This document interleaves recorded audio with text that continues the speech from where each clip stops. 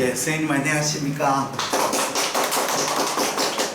오늘 영초사 30기 5차 워크샵 2019년 6월 29일 토요일입니다. 오늘은 이제 소화관 초음파를 중점적으로 선생님과 같이 하겠습니다. 그리고 시간이 남으면 상복부도 한 복습하는 그런 시간을 가지고, 내일은 이제 소화관하고 상복부 총복습하는 시간을 준비했습니다. 선생님이 조금 전에 이제 강의 시작하기 전에 우리 서울 메디컬 초음파 아카데미에 질문을 하신 분 있어요. 그래도 한번 이야기를 하려고 생각했는데 지금 바로 하겠습니다. 저는 이제 초음파를 배우고 난 뒤부터요, 내가 가진 것을 많은 사람한테 알려줘야 되겠다, 이런 생각이 들었어요. 왜 그렇게 생각했냐면, 내가 군의관 시절 때 알바를 했습니다. 맞았다. 알바를 뭘 그때 꼭 사고 싶은 게 뭡니까? 큰 VH 테이프, 카세트 비디오 테이프, 그걸 사려고 마음을 먹었어요. 그 당시에 상당히 고가였거든요. 비디오 테이프로 사러 갔더니 시장에 두 종류가 있었습니다. 소니에서 나온 베타케가 테이프가 조그만하고, 그 다음에 일본의 JVC에서 나왔는 VHS 테이프 큰데, 두 개를 딱 보니까 소니가 훨씬 품질이 더 좋아요. JVC나 VHS는 테이프가 화질이 안 좋아요. 소니는 아주 작고 컴팩트하고 화질도 아주 좋은 테이프였어요. 그래서 딱 살려고 마음인데, 소니를 살려고 해요. 문제는 뭐냐면 주인이 소니 사지 말라고 하는 거예요. 왜 그러냐? 테이프가 없어요. 테이프가.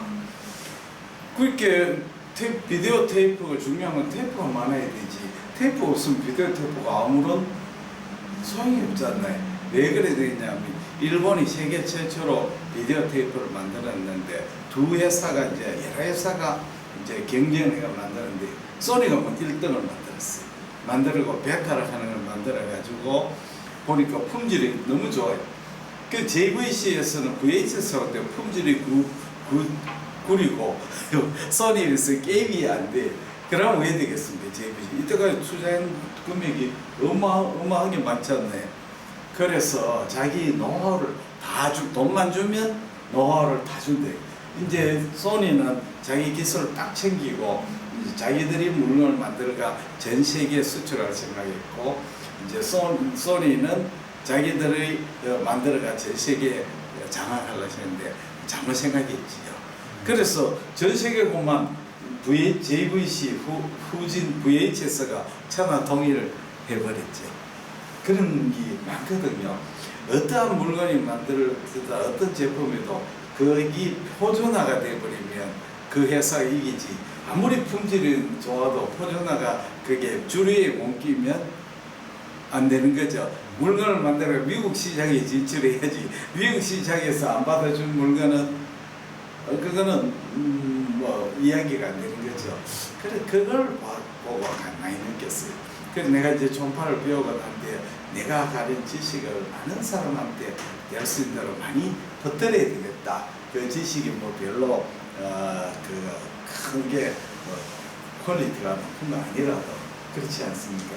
그래서 이제 내가 이제 초음파 조금 해가지고 배웠을 때, 많은 선생님들이, 우리의 선배들이나 내 동료 중에 초음파 잘하는 사람이 너보다 잘하는 사람이 많았어요. 그런 분들은 초음파를 안 가르쳐주는 거예요. 자기가 딱 가지고 남한테 절대로 안 가르쳐주는 자신이 비장의 무기로 생각했거든요. 사실은 비장의 무기가 될 수 없죠. 초음파가 그리 대단한 기술이 아니죠. 조금 하면 다 할 수 있는 기술이니까. 그래서 내가 초음파 어느 정도 하고 난 뒤부터 대구에 김일봉 초음파교실을 만들었어요. 그 나중에 다 이야기를 하겠습니다. 그 후에 이제 서울에 와가 내가 영초사를 해서 초음파 교육회가, 거기에 만든 제자분들 또 수리 사람들이 이민영 선생님의 주도하에 모여가지고 서울 메디컬 초음파 아카데미라는 모임을 만들었습니다. 이 모임은 처음에는 조만하게 시작했죠. 그냥 모여가지고 서로 친목 내지 같이 공부한다는 스터디 그룹, 우리 대학에 와서 스터디 그룹 아니었습니까? 그런 식으로 생겼는데, 이 모임이 갑자기 커진 동기는 이 이민영 선생님이 아주 참 미래를 내다보는 눈이 있었어요. 어딥니까? 아이고, 밑에, 무슨 대학병원이고, 그 병원에서 강당을 빌려가지고, 거기에서 제1회 세미나를 했습니다. 그때 책도만 내고 그랬지요. 평촌 한림대 성심병원에서 이게 세미나를 만들었어. 1회를 했어요. 그때 이래 보니까 내가 자꾸 걱정이 됐어요. 선생님들 퀄리티도 별로 높지도 안 하고 또 초음파 했는지 얼마 안 되시는데 이런 모임을 만들 수 있겠는가 이런 참 학회를 하겠네. 그런데 이민영 선생님 굉장히 생각이 추진력이 했습니다. 그 당시에는 이제 일했던 돈도 안 받고 또 사람들을 이제 선전도 안 하고 아름아름으로 이제 소개해가지고 일을 했는데 생각외로 일에 굉장히 성황을 이뤘어요. 성황을 이뤄가 지금 이게 5회 몇 회까지 했습니까? 5회 6회까지 했나? 까지 했습니다. 이거 하는 바람에 선생님들이 여기에 멤버들이 굉장히 이제 퀄리티가 높아졌어요. 5차례나 했으니까요. 1년에 2번씩 했습니다. 그래서 서울 메디컬 초음파 아카데미가 본격적으로 이제 한국 초음파로 들어간 동기는 뭐냐면, 정말 한번 이야기했습니다만, 임상 초음파학회가 만들어질 때 개원가 선생님, 개원 예비하고 내과 개념, 대학 교수님하고 이렇게 조인해가지고 만들었어요. 근데 모든 학회가 커지고 좀 시간이 지나면 노선의 차이가 생길 수밖에 없거든요. 미국도 뭐 남북전쟁도 마찬가지고 모든 것은 사람이 생각하고 이념의 차이가 있으면 서로 갈등을 일으키죠. 근데 김종훈 쌤이 이제 개헌내과 회장인데 굉장히 이제 추진력이 있고 특히 많아요. 그래서 우리가 개헌내과 학회에서 돈도 많이 되고 이러는데 좀 개헌이를 위한 이제 총학 학회가 되어야지 이런 생각을 했는데 교수님은 또 안 그렇지 않나요? 교수님은 좀 학문적인 그게 많잖아요. 그건 어쩔 수 없거든요. 교수님 머릿속에는 이제 임상 초음파학회는 첫째는 이 초음파를 통한 학문 발전이고 두 번째는 이제 개헌이보다 머릿속에 있는 게 누굽니까? 정목이잖아요. 개헌이는 뭐 자기 영향권에 벗어나는 사람이죠. 근데 개헌이 협회에서는 개헌이가 제일 우슬이고 물론 이제 정봉기는 그 다음이겠죠. 그래서 서로 약간 조금 생각의 차이가 있었는데 대체로 뭐 서로 원만한 성격이거나 이러면 뭐 서로 좋게 넘어가는 게 일반적인데 김종훈 쌤은 굉장히 뜻이 있고 신념이 강하니까 뭐든지 큰일을 하는 사람은 그런 사람들 아닙니까? 큰일을 하는 사람 다 보통 사람이 아니시죠. 그래서 결국 갈라졌어요.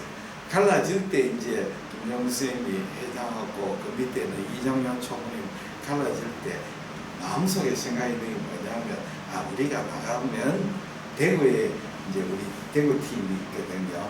대구팀 쌤들이 우리한테 개헌이니까 대구 인삼 초음파에서 8대가 나오지 않겠나 그런 생각을 가졌어요. 그래서 대구에 몇 차례 오셨어요. 오셔가지고 그 당시에 회장은 내가 아니고 그 김대현 회장님이 회장님인데 김대현 선생님과 또 성격이 어떠냐면 우리 대구팀은 조금 학문적인 성향이 좀 강해요. 우리 서울 메디컬은 좀 실리적이고 좀 뭐랄까 그런 스타일이고 우리 대구 선생님들은 약간 학문적인 스타일이 조금 강해. 회장님도 그렇고 그래서 와가지고 이제 그 김용희 회장님하고 이종희 총무님이 우리 대구팀이 여기 임초에 새로 이제 임상진 나와서 그 개헌외과사의 학회에 참여해달라 하니까 김 회장님이 상당히 좀 곤란하다 완곡하게 이제 거부를 했어요. 그러니까 이제 굉장히 급하게 됐죠. 이제 갈라졌는데 이제 강사가 없으면 굉장히 물론 이제 영상의학과 선생님을 이제 부탁하면 되지 뭐 그래 되면 모양새가 참 이상하지 않습니까? 그래서 대안으로 이제 우리 서울 메디컬 정보 아카데미를 세분들을 이제 접촉 컨택해 가지고 그 선생님들이 이제 대가가 한국 초음파학회를 만들고 강사를 활동하게 됐어요. 그렇죠. 그럼 세상 모두 다 운명인 것 같아요. 김정은 회장님 같은 그런 추진의 연상을 읽고 그 당시에 또 한국 초음파학회가 그 서울 메디컬 초음파학회가 또 4차례나 연수강좌를 했고 또 그 당시에 이제 그 김종희 회장님 왔을 때 그날 또 마침 얘한테 연락이 왔어요. 그래 뭐 만나보고 싶다, 나를 만나보고 싶다 하니까 지금 내가 서울에서 어서 오세요. 그 서울 메디컬 초음파 아카데미에서 세미나를 한다 하니까 거기 오시겠대요. 그래서 평촌에 오셨어요. 오시고 이러고 하는 거 보니 아주 규모 있고 짜임새 있게 하니까 김정희 회장님하고 이정현 총무님 이 팀에 맡겨도 되겠다 이렇게 됐어요. 그래서 이제 이렇게 됐습니다. 그래서 어제 총회에서는 아주 뭐 중요한 안건이 많은데 뭐 이야기를 해도 될 것 같아요. 기밀 사항은 아니죠. 첫째 이제 회장님 이야기는 한국 초음파학회가 이제 인원이 많아졌어요. 이제 굉장히 많아졌고 강사로 하려고 하는 사람이 한 25명 정도 되죠. 5명 정도 되고 회원은 더 많아요. 그래서 사람이 많아지니까 그 모임의 이념이라든지 이런 걸 정비를 해야 되지 않습니까?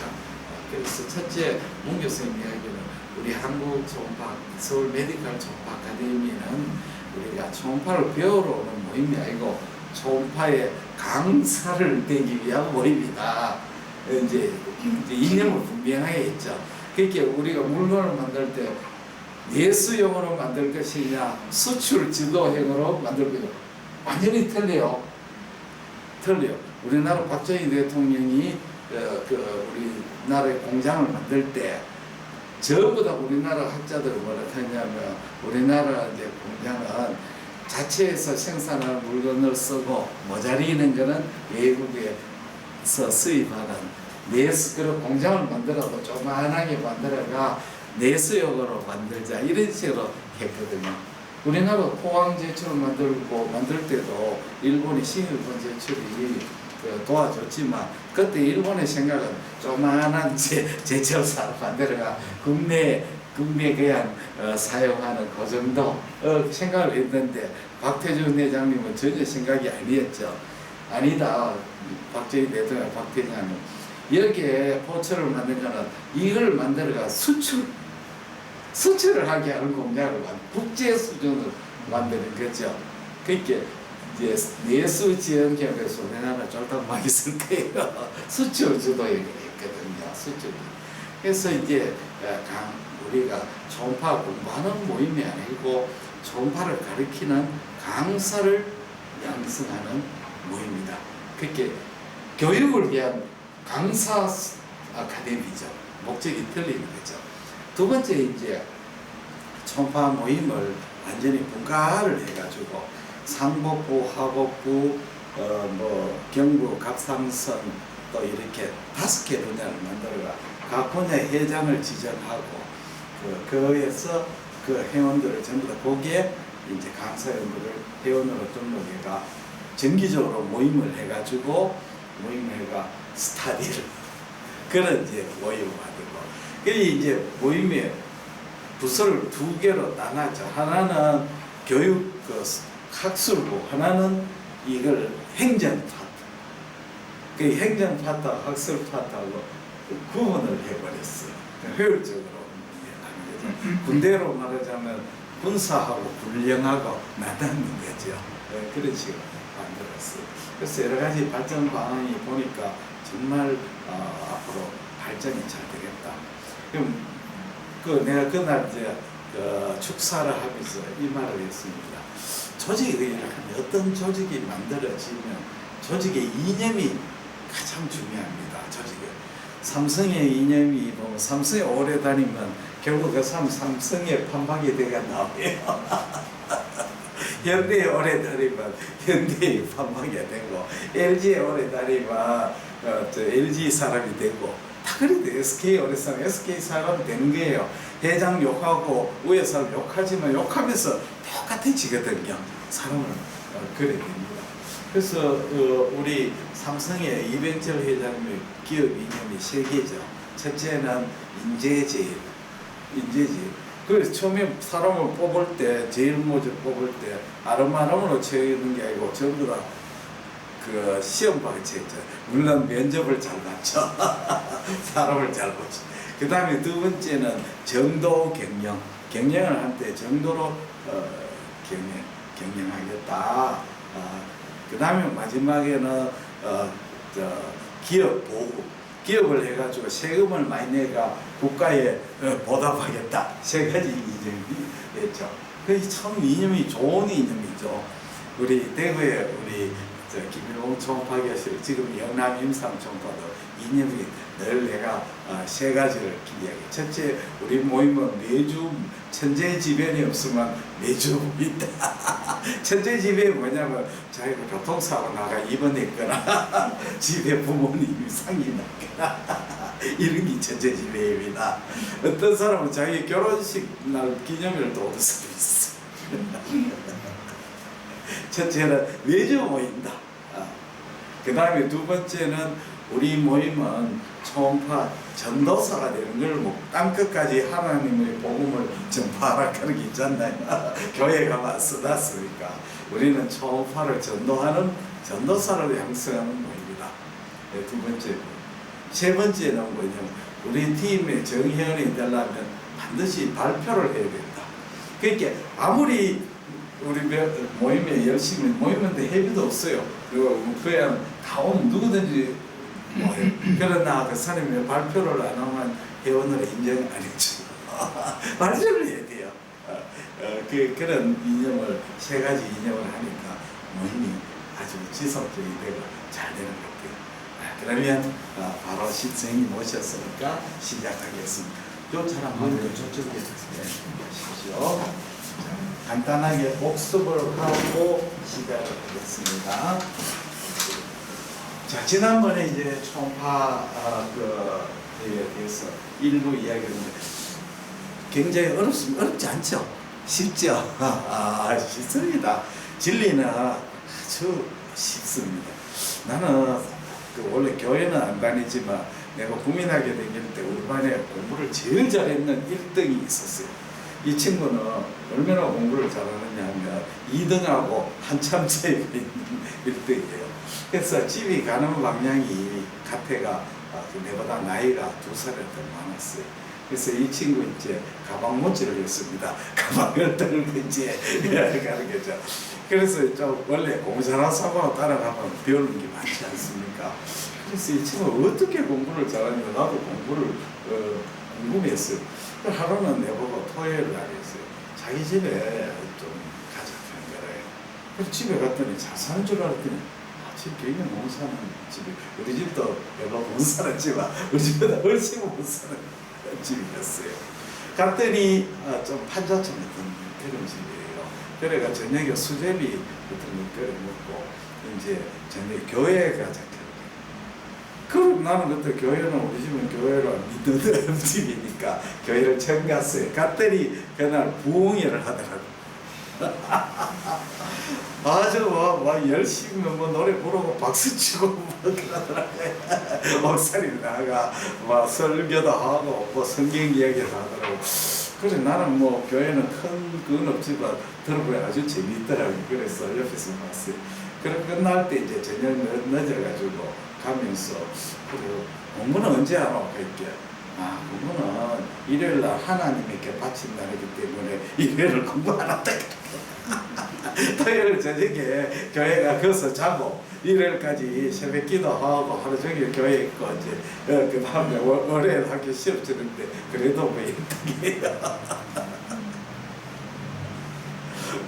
그 친구하고 보고 근데 그 친구 따라가 교회에 가가지고 성경 얘기 많이 들어가 재밌게 잘은 모르지만 약간 들었어요.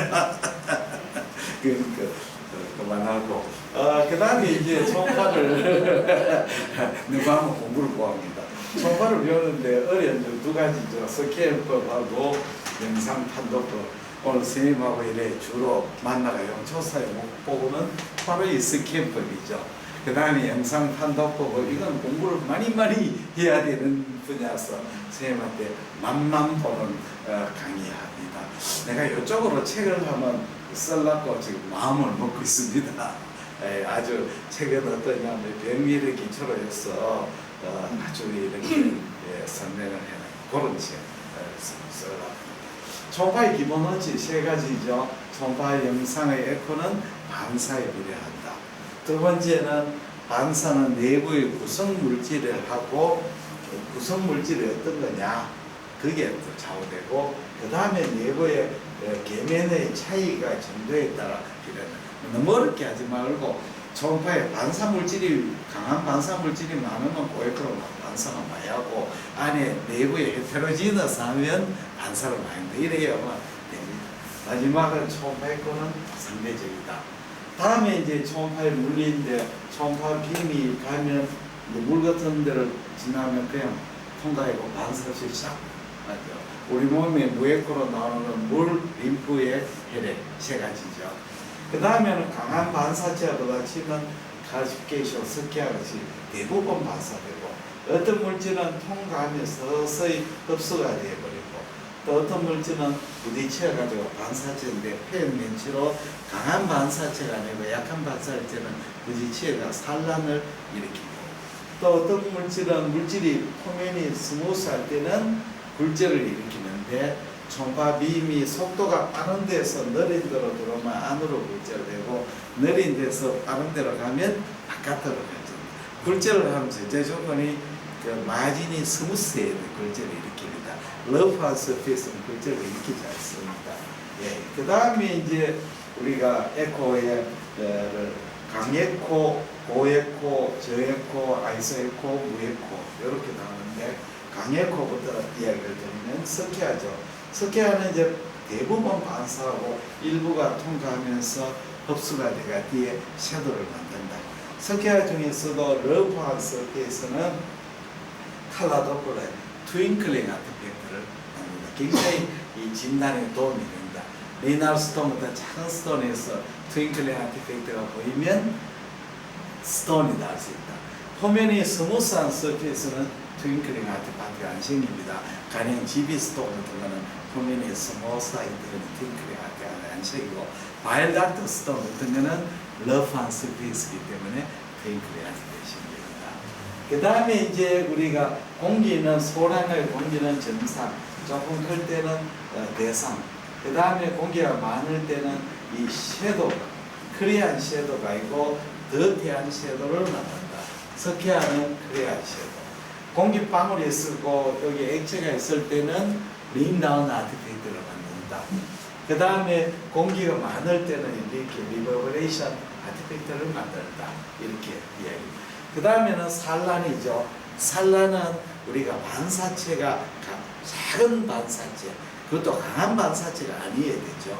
이럴 때는 여기에 초음파 빔이 부딪혀가지고 산란이 일고 산란파가 합쳐져가 돌아옵니다. 대표적인 것은 지방인데 지방간이 고에코에는 헤파토사이트안의 팻, 트리글리세라이드하고 포스포리피드가 부딪혀가지고 산란을 일으키죠. 그 산란파가 합쳐져가 돌아오니까 점상으로 있구나. 이 점 하나는 팻 하나의 한계가 아니죠. 어마어마한 팻의 서메이션 대가 돌아오는 거죠. 그 다음에 지방, 피하 지방 경우는 오히려 저에코로 보인다.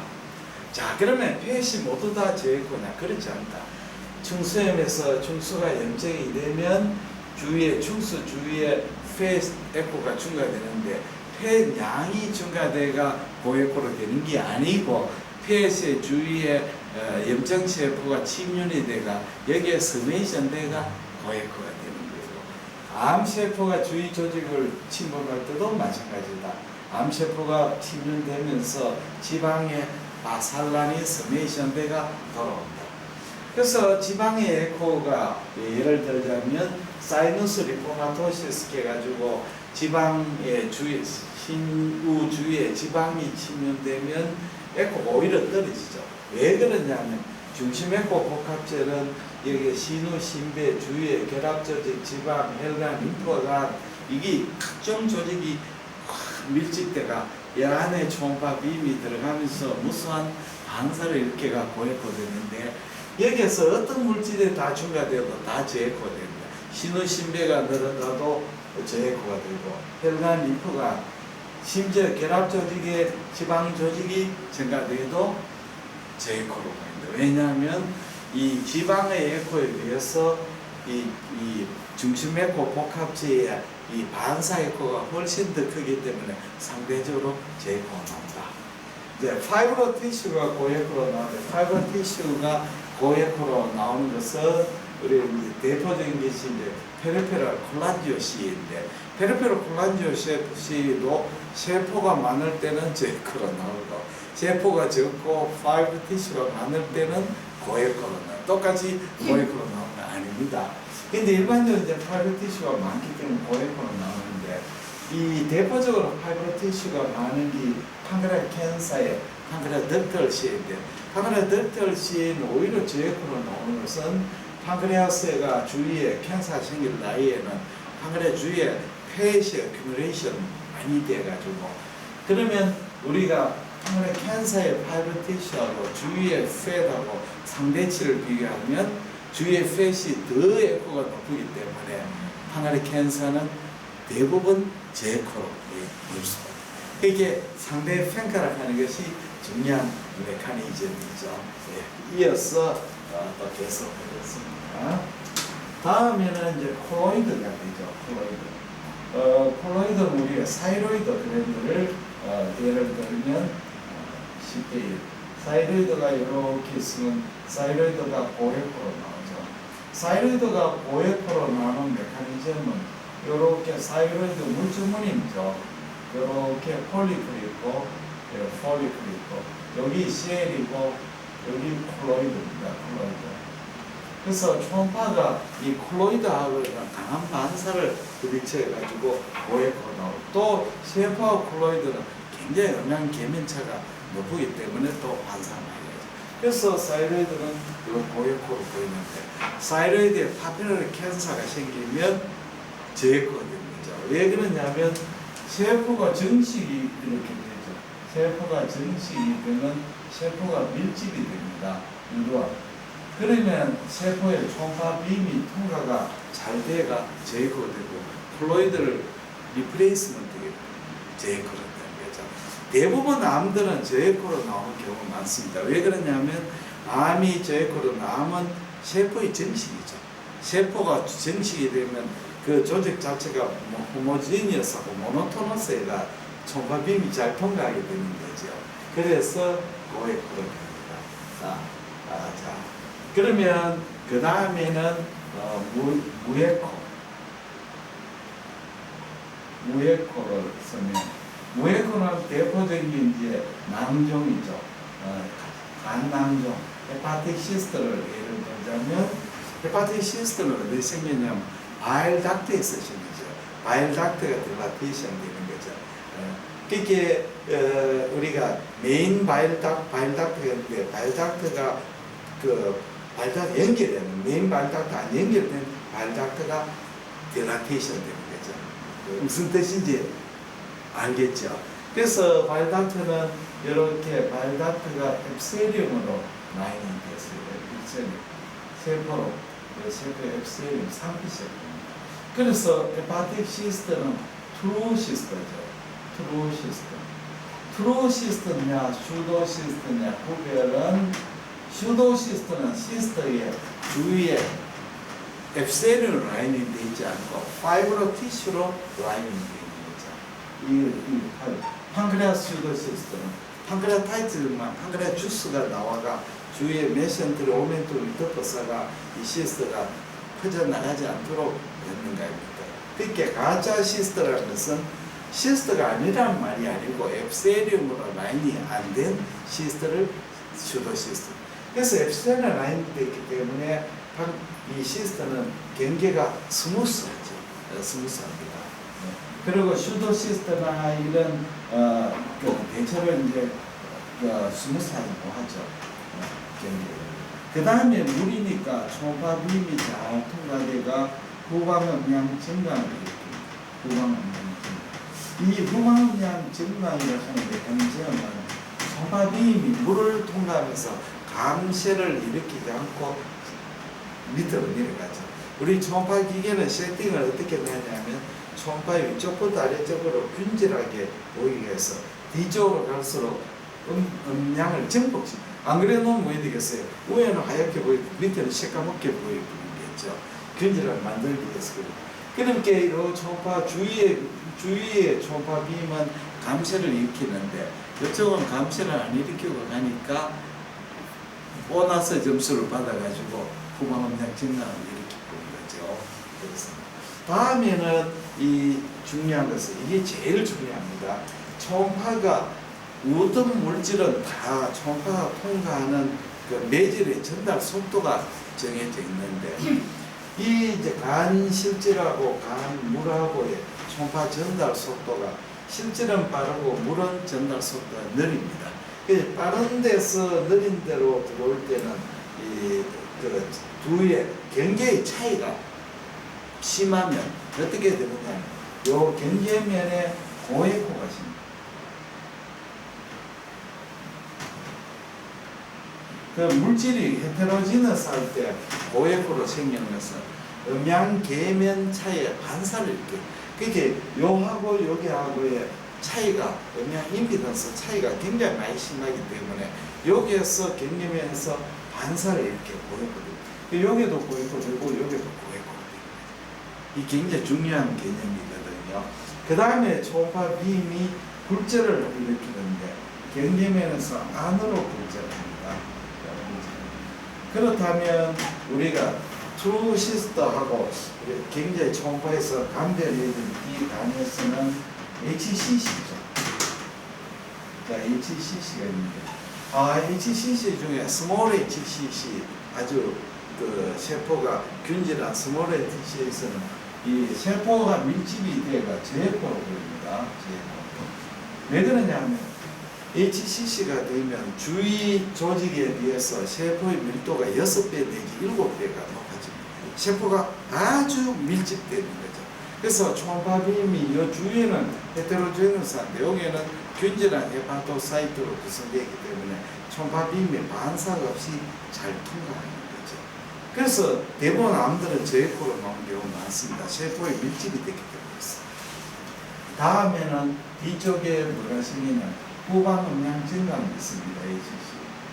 후방음량 증강은 시스터보다는 후방음량 증강은 약합니다. 이게 훨씬 더 높죠. 이게 훨씬 더 높고 이거는 약한 후방음량 증강이 있습니다. 다음에는 이 중요한 것은 요거하고 요거 사이에는 시스터는 음량 계면차가 크기 때문에 여기에 고에코인데 여기에는 본질적으로 세포의 밀도의 차이밖에 없으니까 경계면에 고에코가 안 생깁니다. 그렇죠. 굉장히 중요한 것을. 왜 그러냐면 우리가 리버를 볼 때, 리버 시로스 할 때 볼 때 HCC냐 시스터냐 감별이 어려울 경우가 굉장히 많습니다. 왜 그러냐면 요거는 저에코, 요거는 무에코인데 무에코, 저에코는 한 끗 차이밖에 안 나거든요. 그래서 경계면에 고에코 있는 영리가 굉장히 중요한 소견입니다. 그 다음에 HCC 어느 정도 크고 굴되면 경계면의 굴절을 바깥으로 굴절합니다. 이제 이해가 되셨죠? 굉장히 중요한 소견입니다.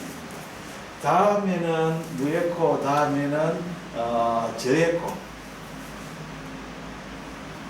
저에코는 우리 몸에서 대부분의 근육이 저에코가 되죠. 근육이 저에코가 됩니다. 근육은 아주 치밀하고 균질한 조직으로 구성되기 때문에 저에코가 나옵니다. 저에코. 그 어떤 물질이라든지 우리 몸에 이제 그게 플루이드가 보이게 되면 에코가 떨어지게 됩니다. 그렇죠? 플루이드가 보이면 일본 사람들은 술을 마실 때 양주 같은 건데 미저와리 해가지고 물을 타가 마시잖아요. 진짜 그 무슨 맛으로인지 모르겠어요. 우리는 스트레이트를 마시는데 이번 사람은 물에 타가지고 소주도 물에 타가 마시고 양주도 물에 타가 물인지 술인지 물이 타면 에코가 떨어지는 게 되죠. 그 다음에는 이제 진짜 중요한 걸 설명을 해드리겠습니다. 자, 간혈관종을 우리가 이해하면 소파상의 대부분을 이해할 수가 있습니다. 간혈관종은 쉽게 말하자면 우리가 헤파티, 헤망지오마, 카보노스 헤망지오마는 이렇게 무수한 혈관이 이렇게 있는 거죠. 혈관이 딜라테이션 됐습니다. 카보노스 헤망, 혈관과 혈관 사이에는 이렇게 연결이 되어 있습니다. 카보노스 헤망지오마. 헤망지오마가 고액호로 보이는 것은 왜 고액호로 보냐면 헤망지오마의 안에 혈액이 있고 바깥에는 엔도셀이 있고 바깥에는 파이브로 티슈가 있죠. 초음파 빔이 여기로 통과하면서 이 혈관종의 베스큘러 레이크를 통과하면서 무수하게 반사를 많이 일으켜가 스몰 헤망지오마는 고액호로 나옵니다. 그렇죠. 스몰 헤망지오마는 스몰 할 때는 아주 고액호로 나오죠. 이 고액호는 뭐냐면 초음파 빔이 이 바스큘러 레이크를 거치면서 경계면에 무수한 반사를 해가지고 고액호가 되는 겁니다. 마치 이거하고 똑같죠. 중심의 고폭합처럼. 자, 그러면 우리가 헤망지오마가 커지거나 또 안 커지더라도 이제 변성을 일으킬 수가 있습니다. 헤망지오마가 조금 커지면 커질 때는 보면 어떻게 나왔냐? 내부가 저에코가 돼요. 내부가 저에코 되든지 또는 혼합에코가 되든지 하여튼 균질한 고에코가 아니고 에코가 떨어지게 됩니다. 자, 그러면 왜 그렇게 되냐? 바스큘러 레이크가 늘어나면 에코가 떨어지겠죠. 당연하지 않나요? 안에 블러드 플로우가 면적이 넓어지니까 혈액이 많아지는 거 똑같지 않나요? 반대로 바스큘러 레이크가 클래스 때문에 에코가 뭐야 되겠습니까? 올라가겠습니까? 내려가겠습니까? 그것도 내려가죠. 왜냐하면 헤망지오마에서 고에코의 메커니즘은 적절한 바스큘러 레이크가 있어야 돼요. 바스큘러 레이크가 없으면 콜랩스면 주위의 커넥티브 티슈하고 똑같아지는 거죠. 무슨 말 이해되죠? 그렇게 헤망지오마 안에 바스큘러 레이크 커지건 작아지건 적절한 크기보다 더 커지거나 콜랩스는 무조건 에코가 떨어져 버리는 거죠. 그래서 헤망지오마 변선을 이렇게 커지는 내부가 헤테로지너스예요. 그런데 마진의 고에코가 보이는 수가 마지널 스트롬 에코거든요. 마지널 스트롬. 마진은 고에코. 왜 마진은 고에코가 보이냐? 헤망지오마의 변성을 일으키더라도 내부는 페리페리는 그래도 변성을 안 일으키고 원래 카보너스 타입을 유지하는 경우가 많죠. 그래서 변면이 고에코. 이해가 되죠? 자, 그러면 이제 우리가 헤망지오마가 리버 시로시스나 이런데 헤망지오마가 들어가면 어떤 형태가 되느냐? 에코가 오히려 저에코가 되고 있어요. 왜냐하면 주위가 워낙 고에코이기 때문에 헤망지오마는 상대적으로 저에코. 또 이 대년의 마지널 스트롱 에코가 안 보일 수도 있죠. 주위에 고에코가 파묻히니까 뭐 안 보이죠. 그게 상대적인 거죠.